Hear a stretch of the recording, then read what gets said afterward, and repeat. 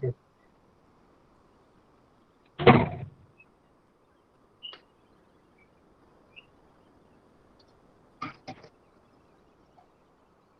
So, Arti, shall we start or wait for another like 2-3 minutes for everyone Maybe to join? a minute.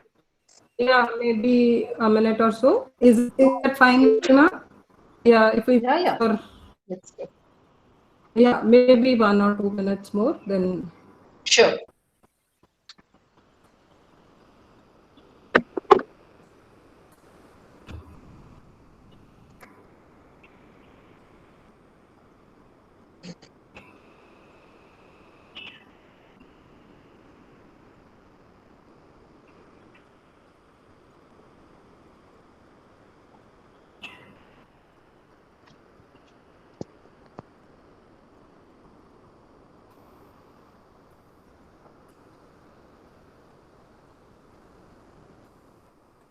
Good morning, ma'am. Good morning.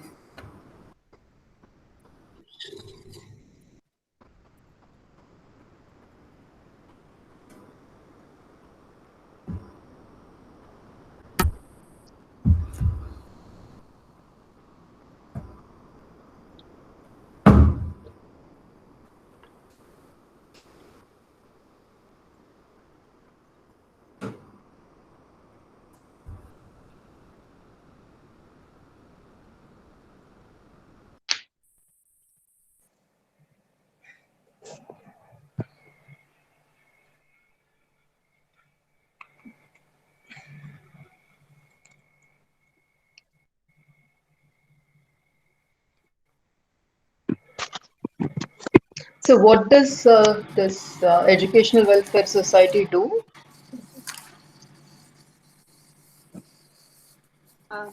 Garg sir, I'm just curious to know. I think he's Yeah. in his head. Oh, so I was asking what does your Educational Welfare Society do? Arti, should I do? Yeah, well, I mean, generally, what is your like, what do you do? What kind of activities? Arti, should I speak? so every time I will have to do that. I have no idea. Hello, India, I can't hear you. Yeah, Vindhya, we can't hear you. Oh, because I was muted. I said, Garg sir, there is a network issue at Arti's end. So maybe you should please go ahead and explain. No, I was just curious to know. I mean, if you want to start the event, that's perfectly fine by me. Okay, I think we can start, Bindia. Yes. No? Yeah. Okay. Yeah, Bindia, go ahead. So good morning all. I welcome you all to this session. We are doing this after a long time. Cyrock Science Club had a lot of events last year, but due to poor attendance, we had to cut it short. But I see the attendance is decent today, so I'm really happy. But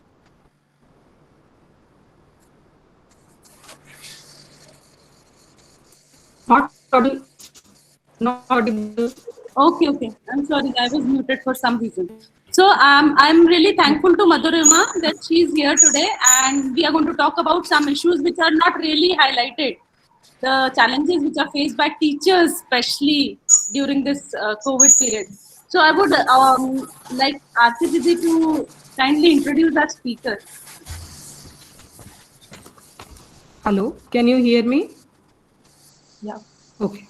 Yeah. Good morning, everyone.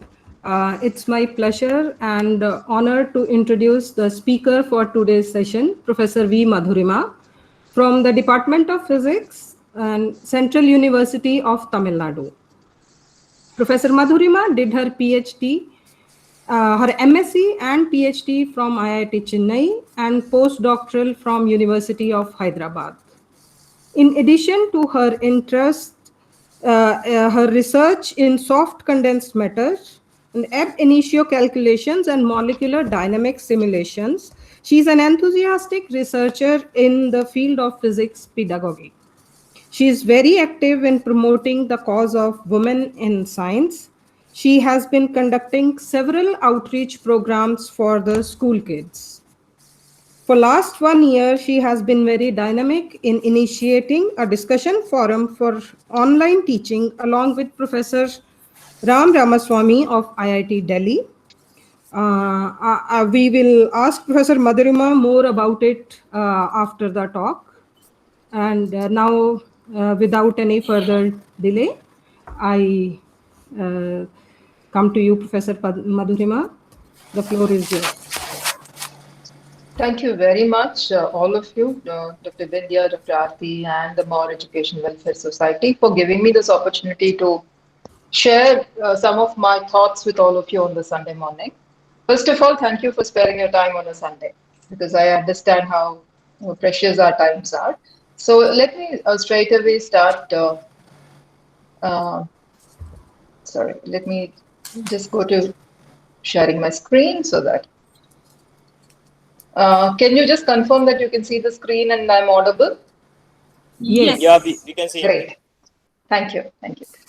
So today I'll be sharing with you some of our experiences and understanding what online teaching is, based both on the fact that I have been working with the MOOCs ICT kind of establishment in my university for the last 5 years, and the discussion forum that Dr. Aarti had just mentioned, with my own personal interest in pedagogy over the last 25 years as a teacher. Incidentally, I have taught as a part-time, not part-time because they didn't have somebody. While I was postdocing, I also taught at a school at class 12 level physics for almost 6 months. So I do have some understanding of what it means to teach at a school level. So online education has four major stakeholders, and we have to acknowledge that all stakeholders have to come together to make online teaching very effective. Uh, First of all, there are the teachers who have to be facilitators. I'll be talking a lot more in detail about that. The students who have to be taught to self-learn. This also I will be concentrating on in my talk. The administrators, sadly, we seem to forget that they have a role to play, especially in finances and in planning. And in India, we have seen that this has been a huge lacuna in its own way. And parental support. I will not be discussing the contribution of parents to online education, but I think we all understand how important their role is, because right now they have to do the role of providing the devices, the data, and also monitoring if the student is studying or not, which was previously in the domain of the teachers. So the parents have a huge role to play at this moment. So, coming just to online education is characterized by certain features. One of the main features is that of networked learning. No longer is a learner a sole independent learner, but it is a question of networking and learning through the network. Now, the networking could be networking of people or of pedagogical tools and data that is available online. So it's no longer one student sitting with one textbook and then learning. So that's not happening. Now, the flip side of that is that there is a lot of unsupervised learning from various sources. When a student sits in front of a laptop, when I say student, I also mean teachers who are learning. So anybody who's learning there. We go and click on Wikipedia or something. You don't even know if the source is correct. And there is unsupervised learning because nobody is telling you what is right from what is wrong, which is what classrooms do. There's a lot of peer learning. You talk to friends. And again, the possibility for wrong learning is slightly higher than in a regular classroom mode, because there is nobody to be looking into your learning process. On the positive side, there are various variety of resources that are available, audio, video, through the learning management systems, the PDFs, so on and so forth. It is typically right now bring your own device. We are not supplying devices to the learners or the teachers in most cases. Varied devices mean that you no longer have a class where all the students are looking at the same visual. Like it is not the same size of the board. One of them could be seeing on a 50-inch TV monitor. The other could be seeing on a 2-inch mobile screen. So the entire experience of the class is going to be very different depending on the device that the person brings to the class. And of course, there is this varied internet connectivity. And depending on the device and the connectivity, the experience of the learner is going to be very different. This is very different from a normal class. So what is the main difference when we go online with specific reference to age group, which is either school or what we teach in the university, which is integrated masters, just out of school. At school, I don't think it's the right way to learn, but unfortunately, our system has come to a point where the students are really treated as a child, like, even when they're in class 12. So there is this entire establishment where we say that the teacher is in control of the class and in control of all aspects of the class, which is teaching, progress, evaluation, in fact, even the learning. How often as teachers have you heard a parent say that, oh, you are not ensuring that my child is learning properly? You cannot, right? Because after a certain stage, it has to be the student who develops into a learner. And this atmosphere is not conducive to self-learning or to online learning. What I mean by this is also that, it's not because teachers don't want to do it. We have, all of us suffer from this pressure of completing a syllabus on time, the number of tests, which means you have only that much time and you have to be in control of the class if you have to finish everything on time. When it comes to online, what is expected is andragogy. That is, the student is treated as an adult, as a self-learner.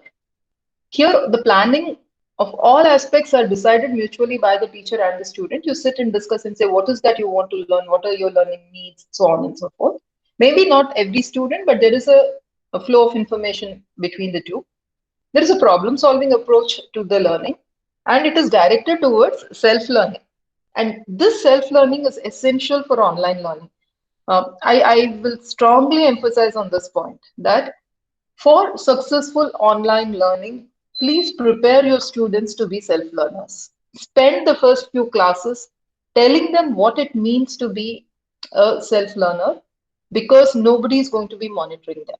They have to learn to be a self-learner. So you do go from pedagogy to andragogy when you go into online learning. You expect the learner to be a adult not in the sense of greater than 18 years, but an independent thinking self-learner. So teachers have these different roles to play. This is first speaking of the role of the teachers. First of all, there's a change of role. Then there is building digital capabilities. And then there is self-care. Let us go and look at each one of them in detail. See, change of role. The two quadrants in golden yellow are what is of the student, and what is on the green is typical of the teacher.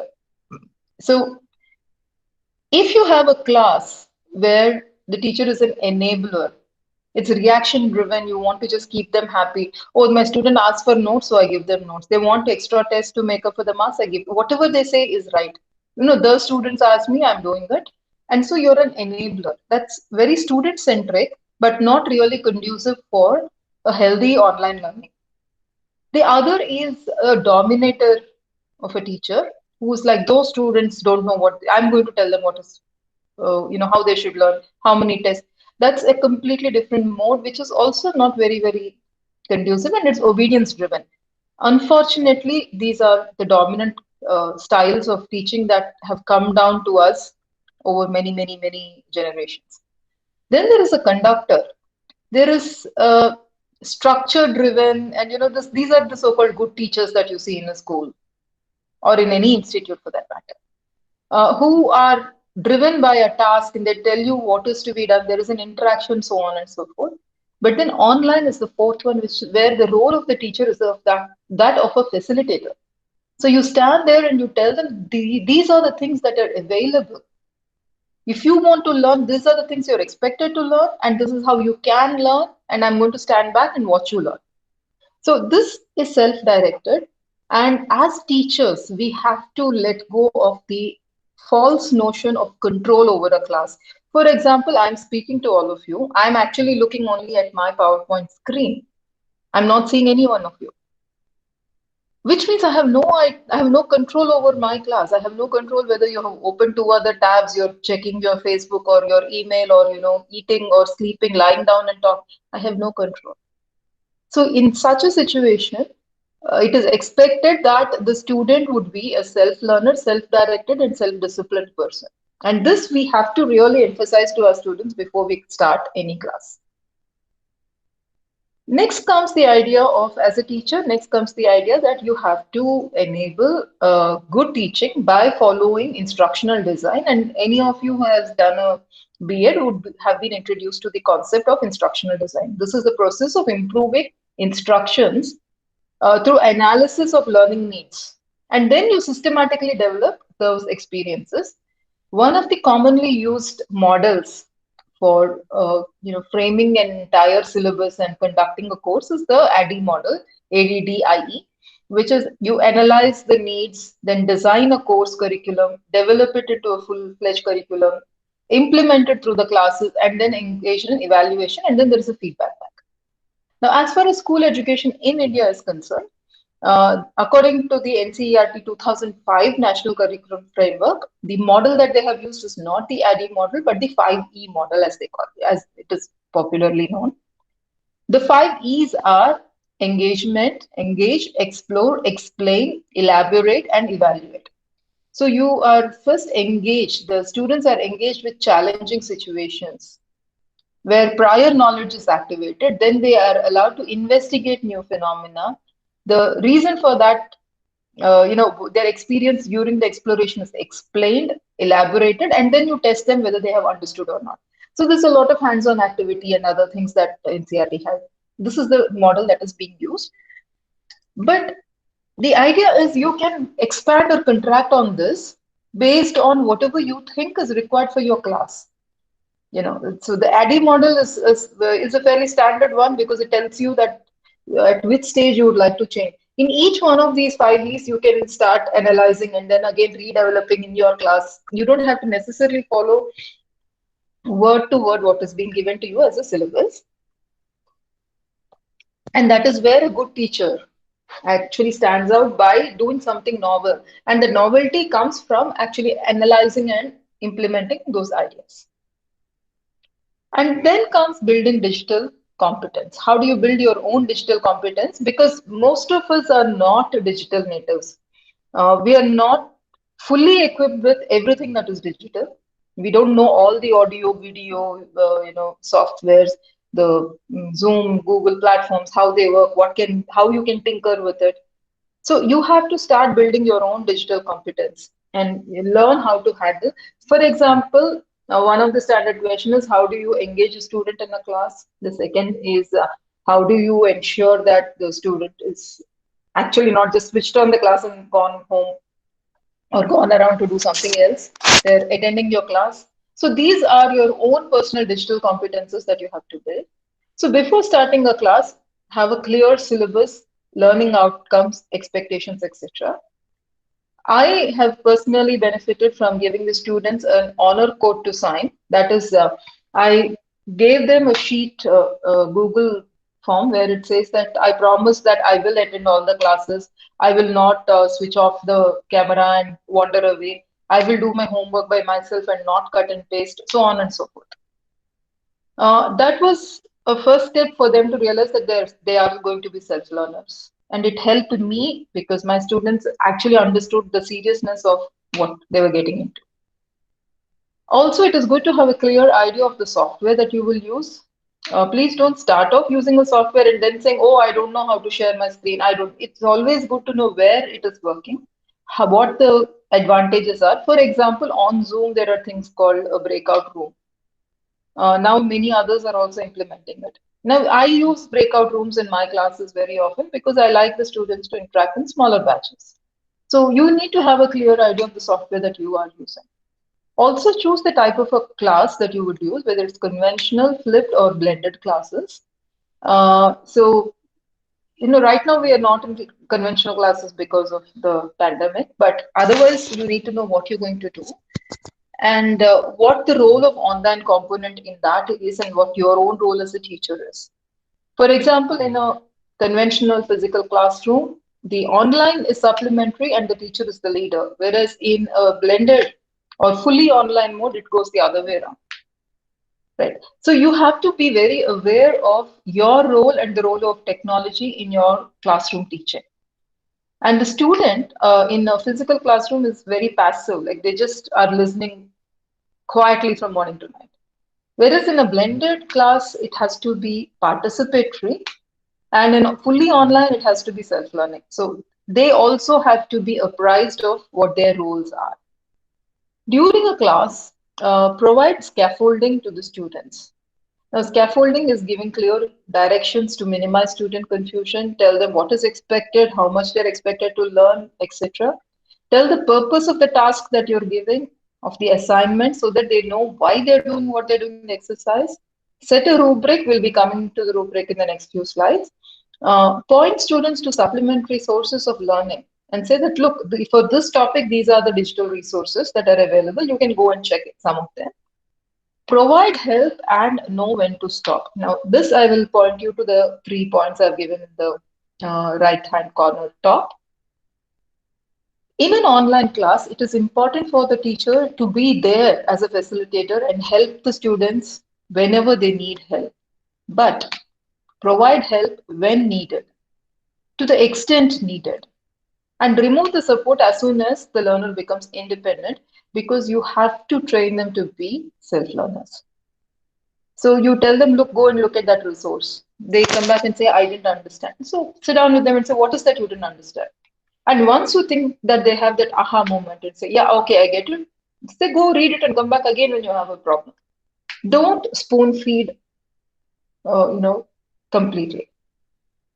Use visuals and graphics to explain your goals and not just the subject. So even when you're setting tasks, you can say, you can have a graphical representation and say that I expect you to do this because this is what I want you to learn. For example, I want you to solve a problem sheet because A, I want to test whether you know the physics principles, and B, whether you know how to use the mathematics. So you can put this into a visual so that the student is well aware of what is being expected. And the last one, again, I have found to be very useful. Provide examples of completed tasks to clarify expectations. What I mean by this is you can always share a previous student's assignment or a laboratory notebook or a homework and say, see, this is how it was done. And in this homework, these were the plus points, these were the minus points. So this is to give you an idea of how to write your assignment or your lab notebook or whatever you're giving, or your essay, whatever you're giving. So giving examples of a completed task always helps the students. And after the class, provide ample resources. Have office hours for students to ask doubts. Now, like you can see, because it's online, Sunday is a working day.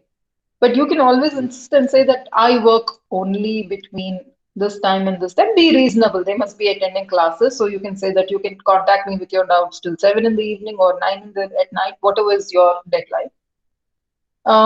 But also have mechanisms open, like, you can contact me on email or on WhatsApp or whatever. Like, give your list and be very clear about how they can contact you. Set up discussion forums, such as blogs or social media, WhatsApp or Facebook pages, where the students can interact with each other, but you're supervising so that it doesn't go haywire. And always provide feedback for all their activities.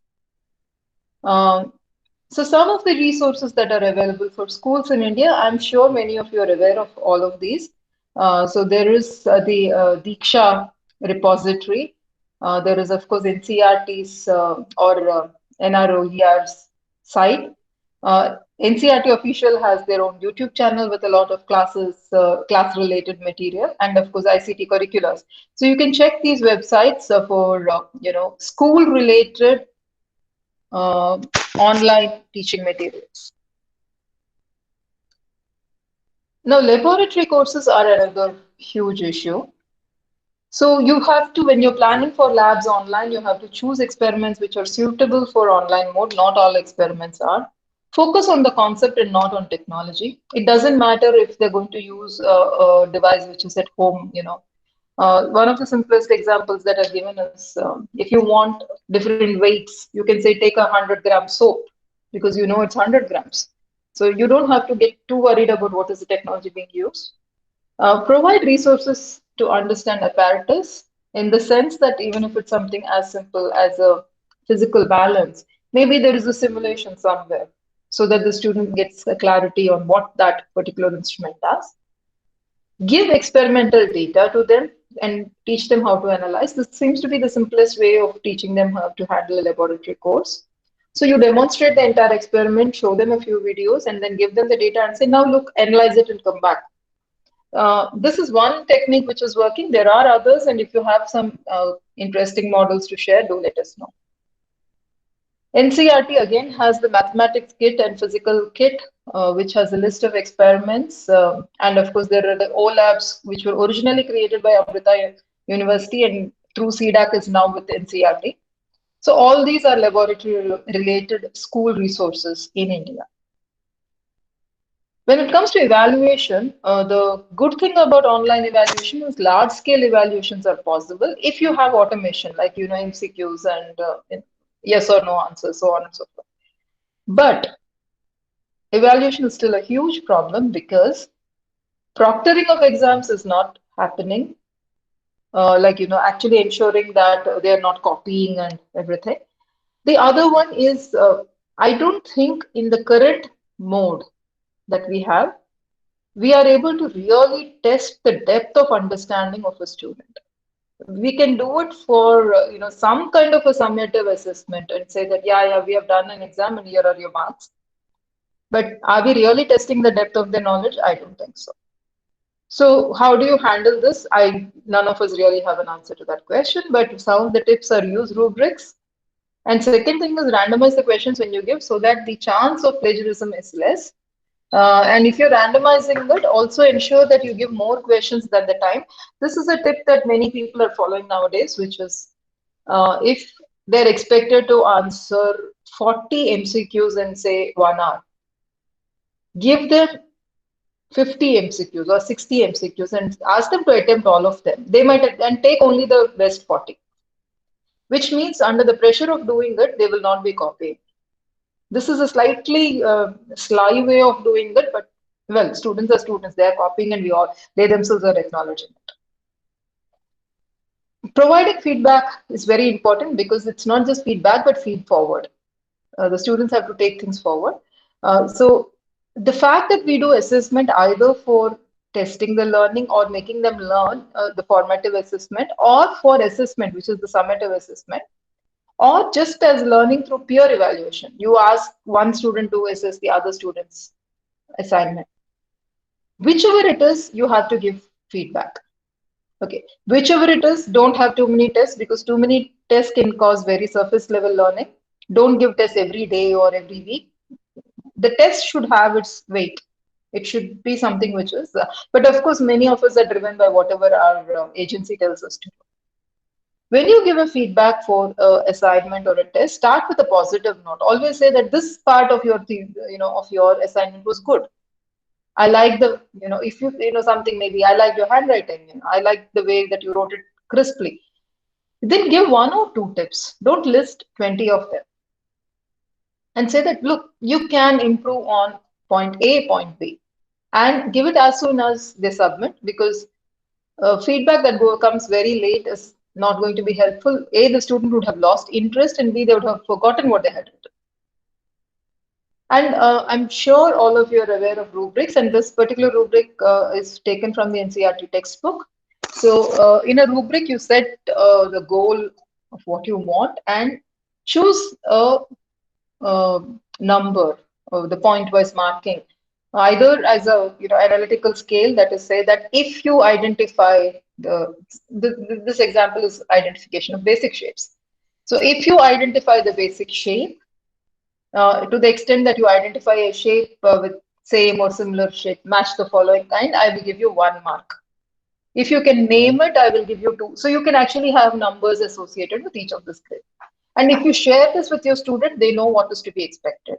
So they know that if they have to get all the, 9 or 12 or 10 marks, what are the things that are expected. Determine your criteria from the learning objectives of the course. So setting the rubric can't be random. It has to come from the learning objective of the course. And create performance levels with descriptors like what is given here. Let the student know what is expected of them. By the by, I'm hearing that, university faculty already have it, that we have something called a annual performance index, API.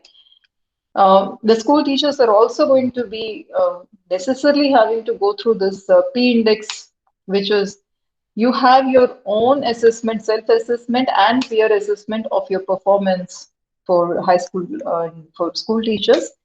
So I think this is something to know, that not just students are being evaluated, teachers are also being evaluated. In an online mode, self-care and care are extremely important. When it comes to self-care, take breaks, keep office hours, go for a digital detox once in a while. Doesn't matter who says what. Tell them that you will not pick your phone after 10 at night or whatever be your period. Check your finances. Many teachers are spending out of their pockets for online teaching. I am not saying don't, but check your finances, because ultimately, if you invest more than what you can afford, it will help. It will affect your mental health. Form support groups, care groups, and seek help in the case of a mental health issue. And when I say mental health issue, I don't necessarily mean major breakdowns. You could just feel frustrated, dejected, sad. Speak to friends, speak to a mental care professional, because all of us understand that we are going through this. Everyone is going through a very bad period, and it helps to speak out. Now, care is the other part, which is, suppose you have people with disabilities in your class. Be empathetic to their needs. Ask your class if they have any special needs. Many students will not speak to you unless you ask them. One issue which affects online teaching is something which is fairly common, which is the red-green color blindness. When we prepare PowerPoints, we make use of the red to indicate something which is negative and green as something positive, because that's the association we have. But a person with red-green color blindness would see all colors as the same. So look out for accessibility tools, like MS Word has accessibility tools. When it says title, if there is a visually handicapped person who's accessing it, they will actually see, can hear that it says title, this subsection, this section, that. So you will be able to help them. Use these accessibility tools and be very, very empathetic to your students, and discuss if the students have any mental health issues and need any support. This I don't have to elaborate. All of you know that each student comes with their own learning style, whether it's visual or solitary or kinesthetic or oral or verbal. There are apps which will tell you which student is what. Maybe if your class is not too big, you can run this at the beginning of the class and find out whether you have to give more, podcasts. Most of your class is oral, or you have to specialize in giving videos or give them PDF depending on their learning style. It helps to understand the learning style of your class. What I have understood, and this is my understanding of a good learner, is first is they have to be persistent. And these are issues, these are matters or topics that you can tell to your own students, that they have to be persistent. They're not going to learn overnight. They have to keep learning, doing their homework. There is the question of time management. A good learner always manages time, knows when to go offline, download something quickly, and then go offline, save internet, save money, save time, so on and so forth.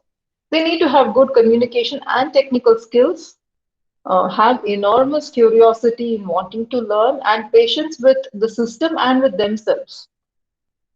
And learn every day, not in one chunk. Of course, the most important trait of a good learner is a well-established psychological experiment of the marshmallow test of deferred gratification. So I think all of you know this test in one form or the other.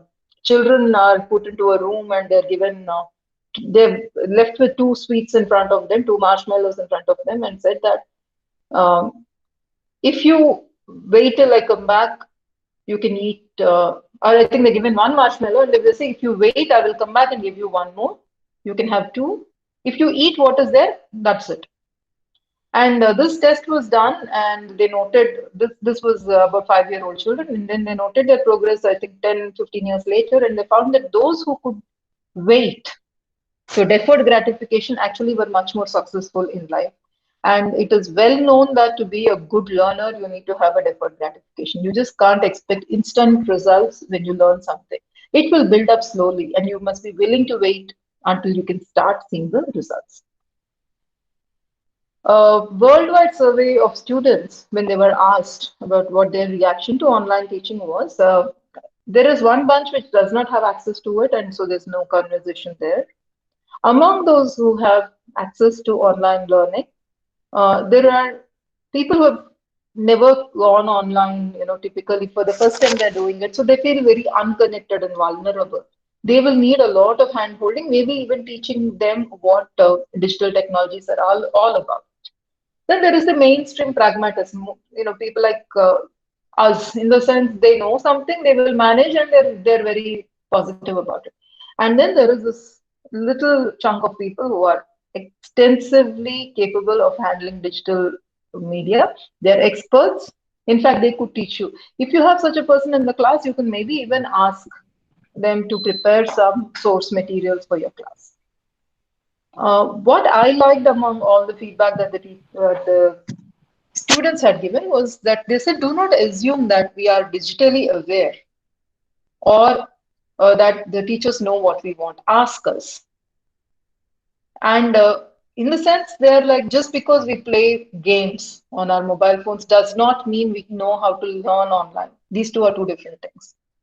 They also say that they expect the teacher, tutor, and the institute to provide to their needs. I'll be discussing what the needs are in the next few slides, but there is a huge responsibility. It is not that because they're online learners, there's no need for a teacher or for a system. The role of the administrators is multifold right now. The prime role I see now is to lower the workload of teachers, because online teaching typically is taking anywhere between 3 to 4 times the time per class from a teacher than a regular classroom. We need more teachers and more support staff, not less. We need adequate software for dissemination, like, the platform, licensed platforms given to every teacher to teach, for tracking of progress and for proctoring. I don't think anybody has a proctoring software as of now, fully, except for some elite institutes. Also ensure that all students have access to resources, whether it's data, devices. We are not considering the fact that the students no longer have access to libraries and to books. We somehow expect them to have access to data, of textbooks. What the somehow is, nobody seems to know. And then content management. If as a teacher I create a content, where does the copyright? Who holds the copyright? Who ensures that the needs of the teachers in these matters are taken care of? For example, suppose I teach a course today, and next year somebody else teaches. Am I expected to hand over all my video materials to the next teacher without any acknowledgement? So these are questions that the administrators have to address. The support that I was talking about, and this has to be from the teachers and the administration, are at 3 levels. The first is the psychological support, where you help the students in transitioning from face-to-face to online classes. You understand that internet bandwidth and lack of appropriate devices are real problems. Don't mock the students for that. Do not assume that they know the technology, and understand that each student is in a different environment. Their home environment could be different. They could be sharing a room with 10 different people and trying to attend your class. There are so many difficulties. So that psychological support has to be given. At a pedagogical level, you have to encourage communication, make them talk more in the class, encourage critical thinking so that they become self-learners. Provide enough time for students to construct their learning. Don't overload by having online classes from 9 to 5 every day. Give them time to digest. This is something we have been discussing even before the online classes, saying that we need to give students time to mull over what they're learning. And then there's the technological support. Ensure appropriate devices are provided both to students and to teachers, and ensure the availability of these kind of appropriate software. Without software expecting, the reality, sad reality is that over the last a year and a half or so, teachers have managed to take classes with hardly any support. Nobody has ensured that they have been given the right tools for teaching or the training. I think it's high time that these are addressed because online teaching is here to stay. Even if we go back into regular mode, flipped classes will continue to be a reality. So Dr. Aarti was mentioning this at the beginning. In middle of last year, Professor Ram Swamy from IIT Delhi and me had started this discussion forum for online teaching, which includes teachers, and we had Dr. Angel Ratnabai from NCERT participating in one of our panel discussions. So what we do here, it's a website, you can please note it and go there and even become members. So we have a lot of tips on how to handle online classes, and then we have panel discussions on various topics and links to resources, etc. So here are one set of tips that are there on the website. I have just summarized them into a graphic. So it is like keep a good distance from the camera when you're sitting in front of it. Keep the camera at the eye level because even now most of us are putting it up our noses or down our heads, or there's a lot of empty background. Ensure good lighting. And don't keep looking at your own face on the panel. Be animated. Talk as if you're in a normal class. This is what we say when somebody talks on the telephone. We say talk like you're talking normally so that your emotions can be heard on the phone. Be cautious of what you share on the screen. So as a precaution, before I started, before I came to this meeting, I shut down all my other windows because my social media windows were all open. So I don't want to even accidentally open that to this meeting. I also, when sharing happens, it asks you whether you have to share a window or share your entire screen. I said share only this window, which means even accidentally if I go to the next window, it will not share it with you. Use headphones for greater clarity. This seems to be a very, very important tip because it is really working. And minimize environmental distractions, audios and videos, and whatever is in the side. Try to keep the background minimal. Try to keep your audience engaged to what you are talking. Some more tips that I have picked up are get organized, have a specific workplace, minimize distractions, but take enough breaks. Understand your own learning style, because each one of us learns in a different way. Have a schedule and do one thing at a time. I have enormously benefited from scheduling my working. Be an active participant as a learner and keep talking and asking questions. Develop a network of peers with whom you can discuss. Hold yourself accountable. At the end of the day, ask yourself, what did I teach? What did I learn? How good was my work for the day? Set daily goals, either for teaching or for learning. Go approach all this with an open mind. It's pretty easy and you can adapt. And self-motivation and self-discipline become extremely important. So with this, I would like to end my talk with a special thanks to Dr. Biju from the Department of Education, who has helped me collate the resources for school teaching specific to India. And of course, to Dr. Aarti for giving me this opportunity and putting me across. So, thank you. Thank you, Madhurima. Yeah, I could relate to few of the points. But before I have asked my queries, I would like others to please go ahead and ask any questions or interaction or any comment. Absolutely. Discussion if you have. So Vishal has raised his hand. Vishal, you can unmute yourself.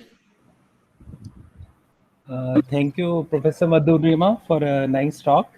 Thank you. I have a query, like you mentioned regarding some applications which will make you aware about the needs of your students, like whether visual things will be more useful for them, or audiovisual or PDFs. So how does those apps work, and what is the reliability of those apps? Like how much Just your comments on that, please. It's not app-based. What I have seen are browser-based. Okay. So you just look for learning style websites and you have. How reliable are they? I feel they're okay if you answer honestly, because when I tried on myself, I tried with a couple of my friends and others. I feel it's pretty reliable in the sense that who I know to be a very visual person, it does come out as predominantly visual. And some of us who are mixed, it gives you mixed results. What it does tell you is, sometimes in a class, podcasts are not necessary. Audio is not necessary, right? Or PDF will not work because predominantly your class is visual based. They're looking for something which is animated. So it gives you a better idea of the expectations of the class rather than wait till the end and where the students say, well, I didn't understand anything. Okay. So yeah, it is, I mean, reliability, these are, it is psychological, which means, it comes with its own domain, problems of the domain. And two, if you have a class of 60, naturally you will have a Gaussian distribution of the results too.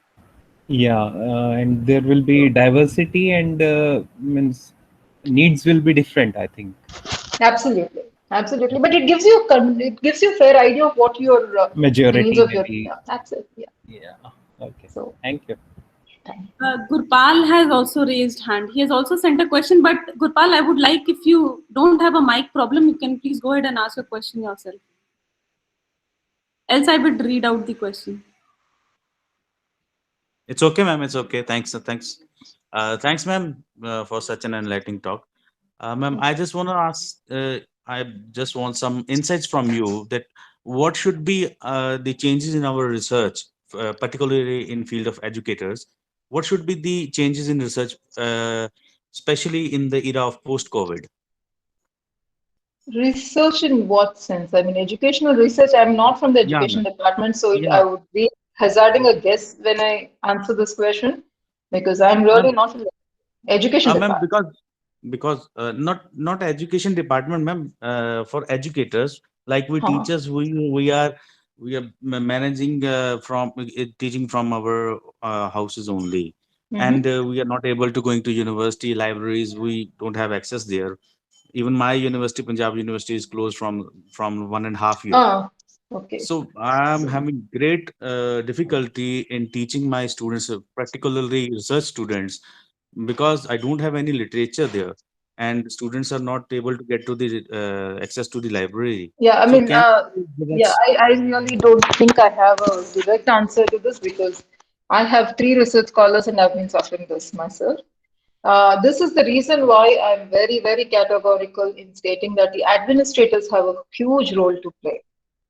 Nobody has ensured that the textbooks and library facilities are. See, even in those rare institutes where all faculty have access, remote access to their libraries, e-libraries, the students don't have the same access. So this is a Definitely. huge problem, and copyrighted material, like if you're going to talk about social science subjects, film appreciation, for example, where will they get copyrighted film clips? Nobody has Yes. even given that a thought. And this is the reason I said that the teachers have managed by themselves. And this cannot go on forever, and this cannot be a solution. You need the administrators to step in and do what is required of them. Many Definitely, of ma'am. us, on a very separate note, I think as researchers, we have all shifted to things which we can manage. Luckily, I happen to be even a simulations person, so I have put my students onto simulations. Or when one of my experimental, one of the students who does experimental work came for a couple of weeks. She took a lot of data and now she's analyzing it. So we are managing. We're barely managing. These are very, very genuine and real problems, and I don't think there is a direct answer to it. We need people to acknowledge. See, the thing is, I agree when my colleague Professor Ram actually compares educational crisis or situation today with the medical crisis. It is not enough if we assume that somehow things will be okay. We need to really have a very strict formula of how we are going to take it to the state of being okay. And we are also going through an educational crisis. Now, when you have more number of people to be treated, you want more hospitals. But when you want more number of students to be educated, you say online, let everybody listen. That's not a solution. So we need to have more active participation in discussions and actually find solutions to this. I don't think I have an answer to your question. I share the concerns, but I think we have to start speaking more vocally about this and saying that these are the needs and they have to be acknowledged. या ma'am definitely ma'am नहीं ma'am आपने answer तो मैं बहुत correctly दे दिया, वो नहीं बात. मैं ये पूछना चाहता था कि ये now UNESCO is also talking about the blended mode of teaching and our university has given us a proforma that whether it is right और wrong and give you suggestions for that, the blended mode of teaching 60 to 40% ratio. So ma'am, can I extend my question? Yes, I'm please. asking the Please. organizers, please. Okay, ma'am. Yeah, please go ahead. So I just want to say that can you give me some insights on this blended mode of teaching? Now teaching will not be the same. Teaching and research will not be the same even after the things got normal. I feel that now I completely agree with you. And blended mode is inevitable given the large number of students who need to be educated in our country. We need to go for online. That is also inevitable. We are not saying that we should not go for blended mode, but we are saying that reducing the number of teachers or resources is not the solution to it. In fact, the opposite is true. So blended mode, if you want to go to blended mode, my prescription, personally from my experience, would be that first, train your teachers to take on online teaching. It's not the same as offline teaching. 2, train your students to be online learners, which has to start at a school level, where they become independent learners. Right. 3, have more resources. Ensure that every person who signs up for this has access to library books, to journals, to papers, whatever is required there. 4, give access to software, whether it is for disseminating the classes or for conducting an assessment or for proctoring. Without all this support, just jumping into a blended mode without ensuring this is going to be pretty bad. Once this is done, I think we can have a smooth transition, but that would take something like 10 years on a, in a country like our scale, with the appropriate monetary investment. It cannot happen with the amount of money being allocated to education being cut every year. It has to enhance. It cannot happen with the number of teachers being reduced. The number of teachers has to go up because you have to enroll in an online mode, which is much more difficult than in an in an offline, in a physical classroom, your body language helps. You look around and like you can see that look on somebody's face and say, hey, what's wrong with you? In an online mode, I have no idea what the student is going through. Right. Blended mode, yes. Will we have to transition? Definitely. Is that an option? Not at all. But can we do it abruptly? No. I think we have to give a lot of thought, and there should be resource allocation to it. Yeah, thank you, ma'am. Also agree that support has to be given from administration. Let me talk about private schools. They are charging every chunk of fee from parents, but I have seen almost every private school not using those subscription Zooms, right? They're using the free version, which is very inconvenient for teachers. Absolutely. Absolutely. Absolutely. Yeah, still in this period, they are still making money out of it. I mean, I don't know. I have so many issues regarding that. There's another question before taking my own 2 questions. So I would like to read it out. It's from Meenu Thakur. She says, thank you very much, ma'am. You're welcome. Thank you, Gurpal. Thank you so much. So Meenu says, thank you, ma'am, for this wonderful talk. Can you please provide guidance regarding teaching practicals, science experiments online, and how to improve students' skill of experiment handling? This is again one of those, from our experience, lab courses and evaluation are the 2 Achilles heels of online education. We have not mastered it. So we have about 2 or 3 different methods of handling. Let me just give me a second. Let me see if I can pull out a particular place where I have noted these points of laboratory course. Just a second, please. I won't take long. So basically, the people have tried various ways of conducting laboratory courses, and a few tricks have worked. So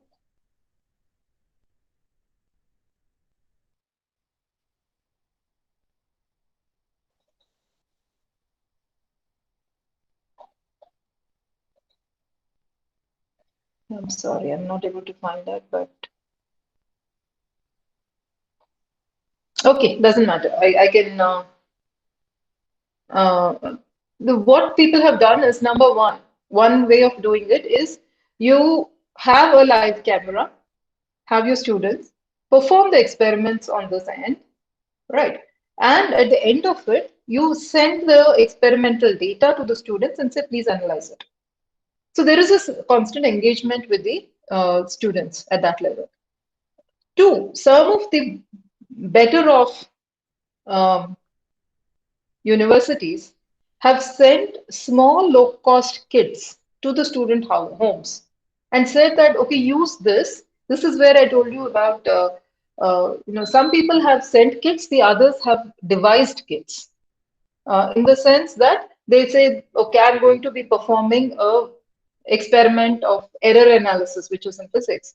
So normally in a classroom, in a laboratory, I would be doing vernier caliper, screw gauge, the standard. So because you can't do it, what I expect you to do is to take your small scale from your geometry box and then bring one particular thing lying in your home. So maybe your soap or a pen, and then do these measurements, note it down. Then give a link to a simulation of how a vernier caliper works, what the least count is. Put that in and then send another set of data for the vernier calipers, which you have. Wherever the student can't generate data, you send them the data and teach them the analysis. Right. So this can either happen live or you can have recording. Some people have recorded all the experiments and put it up as a repository. So this is the way in which some of the laboratory-based courses can be handled. And I think this is just playing around with the. Oh, I'm sorry. Did I miss a part of the question or? No, I think, yeah, you perfectly answered it. And I also want to add Science Cyrox, who is one of the organizers of this talk. They have started an initiative, Project Tunneling. Students are performing experiments from the NCERT books, all those activities which are given in NCERT books. It's a clipping, like it's a recording of 5 minutes for each subject, maths, chemistry, and bio, putting them together as a YouTube series. And then this is a weekly thing which we are doing. I see. Yeah. That's nice. Could you share the link with me too? I definitely do that. That would be nice. Ma'am, there's a very genuine question, which is very, it's a problem with lot of teachers from government schools. The question is, students in our school are from poor families. They do not have access to internet. Tell me some ways how I can help them in study. I'm facing a lot of problems. Yeah, I understand it's not just with school students, even with university. For example, I had a student in the previous semester whose father is no more. He was a victim of the agrarian crisis. The mother was suddenly unwell. So this person had to work in the fields, sell the produce in the farmers market, and run the family while attending classes. So this has been a huge problem for many. So what one solution seems to be is that that's where the empathy comes. You, first of all, trust the students. Yes, many people will misuse, but when a student says he or she has a problem, believe that they have a problem. Don't go on a suspicious note. Once you believe that there is a problem, find out what could be the solution. One of the solutions is that you record your classes and then reduce the file size. So initial days we tried, there is the software called Handbrake, which is good at reducing the file size of videos. or you can go into a black and white mode, or very often it turns out that the video, see, for example, when I talk, you didn't have to see my face, just the content is enough. So sometimes just the audio file, which would be much smaller on a WhatsApp or something. So you can actually reduce the bandwidth usage and send the materials. Accept that some of these students are going to be attending your classes in an offline manner. They cannot be coming online live whenever you have a class. And what I had done with the student is also give extra time for him to submit his assignments. Like for everybody else, it was on LMS, it was on Moodle. So it would be like if they don't submit by the time, it would not accept. But with this person, because I knew there was a genuine problem, I used to say that submit it. Doesn't matter when you submit, I will not penalize you for that because I understand it's a human problem. Similarly, whenever we have exam papers that are being submitted to us, I normally tell them, like, if the exam ends at 11, they have to submit by 11:15 after scanning their papers, etc. I am tolerant till 11:30 because internet keeps breaking. But my only thing is communicate to me in any which fashion, either over a call or a WhatsApp. I don't care how you tell me, but tell me that this is your problem. If I don't see the file and I don't get information, then I'm going to presume that you're not interested. Sometimes over and above all this, you will have one student having a problem, but I think we all as teachers know how to identify a genuine problem, and you can use your discretion there.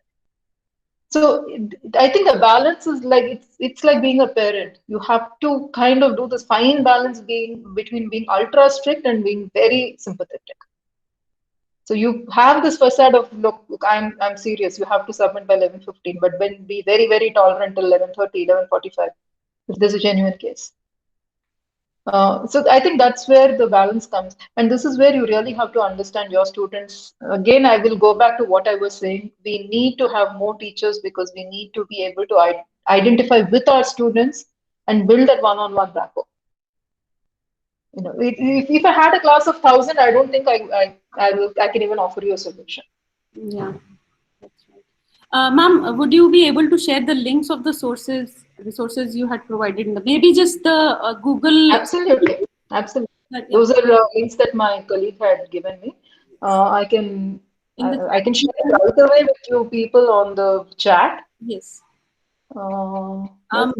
I see it's already time, but I would request you to take last two questions, which are my. Absolutely. I would like to take that benefit of being an organizer. So one question is, when you said self-learners, yeah, what age do you think is inappropriate for a student to be a self-learner? I have a 6-year-old kid. Kids are self-learners. How do you think they learn to negotiate in the world? Okay. How do they pick up a language? How do they learn anything? By imitating, by mimicking. They are self-learners. They pick a book and sit with it and read. They take a toy and, deconstruct it and construct it back. Kids, I strongly believe that we put restrictions and stop allowing them to be self-learners. Right. So if you are encouraged right from the childhood to explore. So if a student, if your own child comes and says, what is 2 + 2? There is a simple way of saying 4. Go away because I'm busy. Or you say, explain to me what is 2 + 2. What do you think it is? There lies the difference, because the second one is actually promoting self-learning, because you're saying, look, you're not going to get an answer, but I'm going to guide you to an answer. Okay. Right. That's the scaffolding. It doesn't matter what technical jargon we call it. This is exactly what you want to do by saying that, look, this is the way to. I think all of us acknowledge this, right? As teachers or as adults, how many of us remember what we learned in school or college or university or your PhD? How many of us learned to learn? Those of us who learned to learn have continued to be learners. Okay. But to be a self-learner on online mode, at least the kid should be able to sit and then realize that I have to attend the class attentively. Most of the time, I have to sit with her and ask her to pay attention. School children, I'm sure it's a. With elder one, I don't have any problem. He's I agree. Learner. The teachers, they sign and he's able to manage things on his own.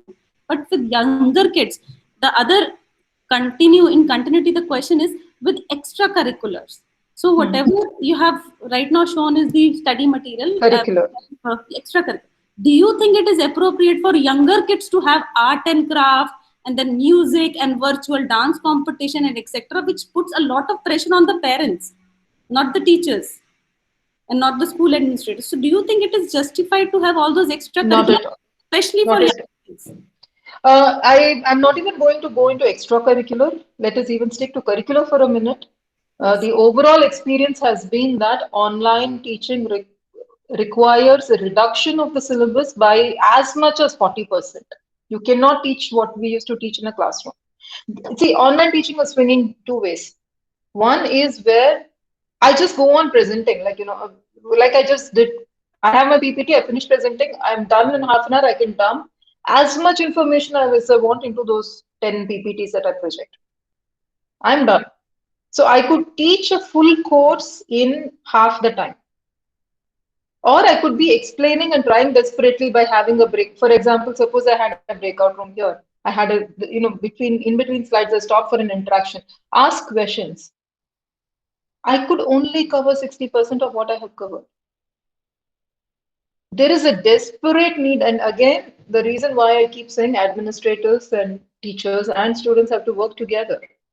We have to come back and say, look, this is not happening. Administrators have to listen to this voice of absolute fatigue on the part of the teachers and the students who are like, we cannot take this anymore because it's just way too much for all of us. Digital fatigue is true and it's very heavy. So forget extracurriculars. I believe even curriculum should be brought up. Of course, with extracurricular. See, what is the purpose of extracurricular? To bring in kinesthetic experiences. And this is coming from a person who strongly believes in, who has a very huge cultural interest.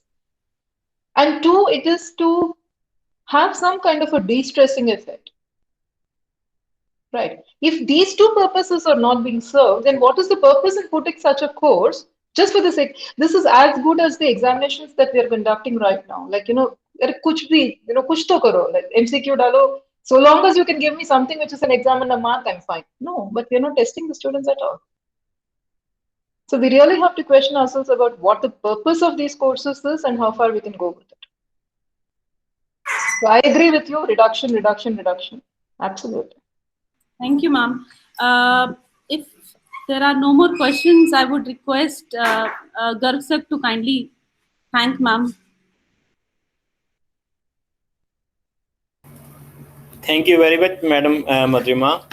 We are really pleased and enlightened. Our teachers are really acknowledged by all these. So I am getting a lot of calls that this is a very good session. If we can continue further, so that teachers of this area are also enlightened with your knowledge. Thank you very much. Thank you very much. Thanks for this. Thank you, Madhurima. Yeah, I really enjoyed it. I will just like to mention one more name, though she is not there, but I got in touch with Professor Madhurima through Professor Shubhavati Goswami. So, it's not me, it's her who brought me Professor Madhurima to me. Yeah, thanks a lot, Madhurima. Thank you. For this very good talk. Yeah. Thank you, Shubhamati. Bye. Thanks a lot, audience. I would like to end the meeting and I'll send the recording whenever it is uploaded. Thanks a lot.